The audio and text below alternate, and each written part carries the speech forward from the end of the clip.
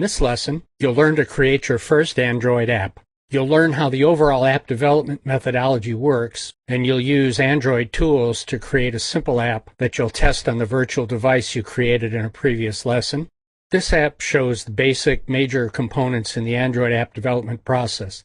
Let's first take a look at this center section where you see an Eclipse screen. The Android development process is built around the development tools you learned about in previous lessons, accessed via the drop-down menus and toolbar buttons.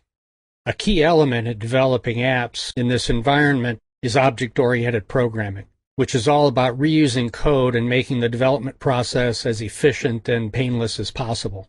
Using object-oriented programming techniques will leverage to the maximum extent possible existing sources of program code shown here on the left. Because code reuse is a dominant feature of Android and object-oriented programming, you'll often begin developing an app or a part of an app using existing code from sources such as those you see here. This will be the case with the app we'll develop in this lesson. But let's take a quick look at these code sources. Wizards and refactoring are software tools that can generate or rework code. You'll use a wizard in this lesson to generate a start at your first app. Sample apps are provided by Google on the Android website, by us for this course, and they can also be found at other sources on the web. The same is true of sample code, except that they're pieces of an app instead of the whole thing. Java and Android libraries provide the base code for the core functionality of Android. Other libraries supporting other APIs are also available. Hand code is the terminology I'm using for code you'll write yourself, and this code can also be reused. So overall, you'll be taking reusable code from these sources, using the Eclipse integrated development environment with Android tools to create your finished applications. For larger development projects involving multiple developers, you might have a project management overlay on top of a structure like this. For this course, though, we'll be focusing on you as an individual developer. As one last step before we start developing your app, we're going to create a workspace dedicated to this course. Let's call it Android Development Course. That means you'll create a folder with a name somewhere on your file system. As you can see in this graphic, I put mine in a folder on my D drive under Don Cowan and Android. So please pause the course now and create the Android Development Course folder where you'd like it on your computer. Come back to this point when you're done. Congratulations for making it through all the software installation and setup we've done so far. I'm sure you're anxious to get into the real heart of development, creating an app. So let's do it. First, pause the course and start Eclipse, as you see I've done, and come back to this point. Make sure you're in the workspace you just created. If not, click on File, switch Workspace, and browse until you find your Android Development Course folder and switch to that workspace. It's a new workspace, so you might be seeing a welcome screen that looks like this. If you do, let's just delete that screen by clicking on the X here. You should see a few perspectives appear shown in the tabs in the upper right. If you don't see them, you can open them using Window, Open Perspective, and then click on the tab. So you'd open Java, and you can open the debug perspective. Let's go back to Java. Now we're going to create your Android app. This first app will be small and simple, but you'll see how the development process fits together and how to use the tools we've installed. So to begin, click on File, New, and then click on Android Application Project. Then you should see this screen appear. In the first field, type in First App Project. Now look down at the package name, and you'll get a little explanation of what that means. This sequence of 3 qualifiers is used to manage your app. So these 3 qualifiers, in this case, example.firstappproject, is used to manage your app, including in the Google Store.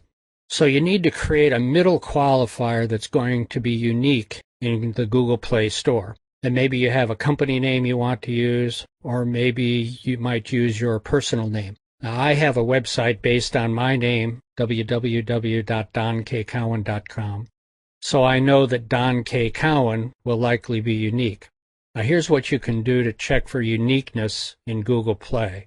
Let's bring up a browser with Google Play in it, and using the search box, key in the name that you think you'd like to use. In my case, I'm going to put in my name. It's safer to put it in quotes. And when you've done that, search on the name, and hopefully you'll see it come up with nothing. We couldn't find anything for your search. That means that that name isn't being used for the moment. So you might want to pause the course now, choose a name, and check it on Google Play for availability. Once you've done that, come back to the New Application wizard, and in that middle qualifier, put the name you've chosen, in my case, my name. Now drop down and click on the Minimum Required SDK. As you can see in the explanatory message below, this is the lowest version of Android your app will support. The lower you go, the more devices your app will run. As the message says, if you use API 8, Android 2.2 Froyo, you'll reach 95% of all devices. On the other hand, the lower you go, the fewer features will be available for you to use. So let's pick, for now, API 14.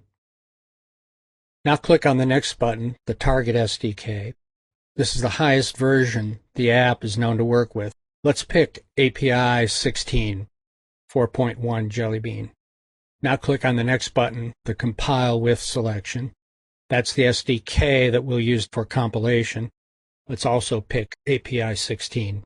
Now drop down and select the theme, which will give us a base look and feel for the user interface. Let's select Holo Light with Dark Action Bar and click Next. So let's go up to the top. We're going to select creating a custom launcher icon. Let's take a look at launcher icons. The custom launcher icon is the icon image that appears on the user home screens to represent the application. It's the icon that the user taps to start the app. Now back to the wizard. We're going to have it create an activity. We're not going to mark this project as a library, which would be used by multiple apps. Let's leave that unchecked. We're going to let it create the project in the workspace that we're working in at the moment, which is the Android course workspace.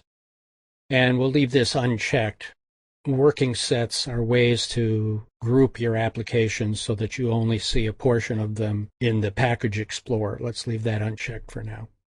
And we'll click Next. This screen shows how the launcher icon is being configured. We'll leave it the way it is. You can always create custom icons later, and we'll look at that in a future lesson. So click Next, and choose the blank activity. Next.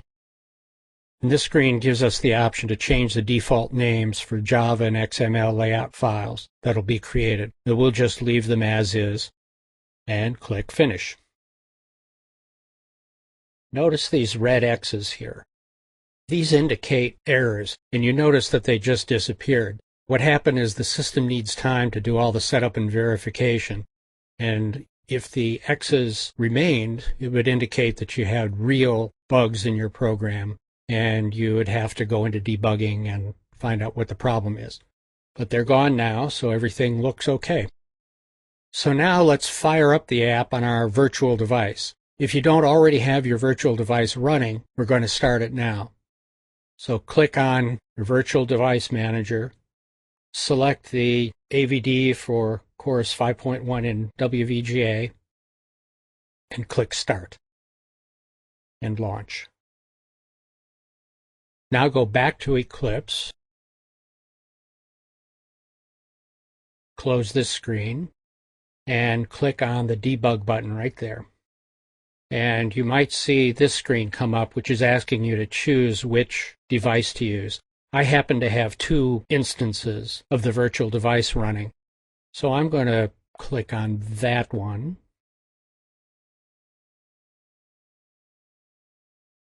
And there's our app. As you can see, it's a simple app, just displays the text Hello World and an action bar at the top.